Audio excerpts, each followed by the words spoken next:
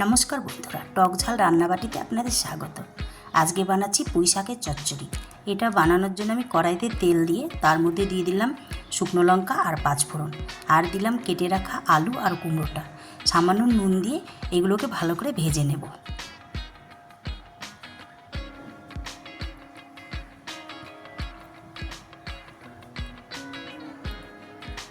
আলু আর কুমড়োটা ভাজা হয়ে গেছে, এর মধ্যে দিয়ে দিচ্ছি জিরের গুঁড়ো আর হলুদ গুঁড়ো, দিয়ে আবার বেশ খানিকক্ষণ মশলাটাকে কষে নেব।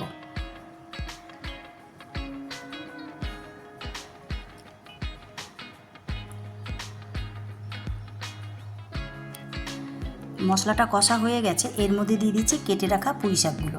সামান্য নুন দিয়ে ভালো করে নাড়াচাড়া করে মশলার সাথে মিশিয়ে নেব।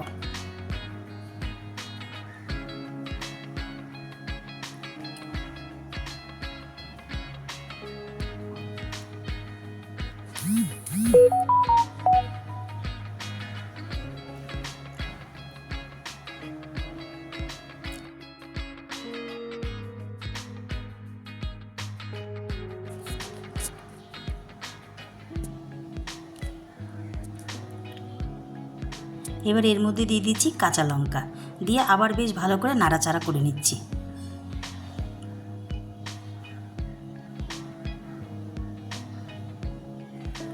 তারপরে একটা ঢাকনা দিয়ে ঢেকে দিচ্ছি, কারণ এতে আমি জল দেব না, কারণ শাক তো এমনিই জল বেরোয়। ওই জন্য ঢাকনা দিয়ে ঢেকে আগুন কমিয়ে রেখে দিচ্ছি। দেখুন পুঁই শাকগুলো সিদ্ধ হয়ে গেছে। এবার এগুলোকে ভালো করে নাড়াচাড়া করে একবারে শুকনো শুকনো করে নিতে হবে। আর যেহেতু শাক একটু মিষ্টি দিলে খেতে ভালো লাগে, তাই সামান্য চিনি দিলাম, দিয়ে বেশ ভালো করে নাড়াচাড়া দিয়ে আবার কষে নিচ্ছি। এটা যত শুকনো হবে খেতে বেশি ভালো হয়। আর এইভাবে একবার রান্না করে দেখুন, খেতে কিন্তু সত্যি খুব ভালো হয়। আর রান্নাটা যদি ভালো লেগে থাকে তবে চ্যানেলটিকে সাবস্ক্রাইব করে দেবেন, আর লাইক শেয়ার কমেন্ট করতে ভুলবেন না কিন্তু।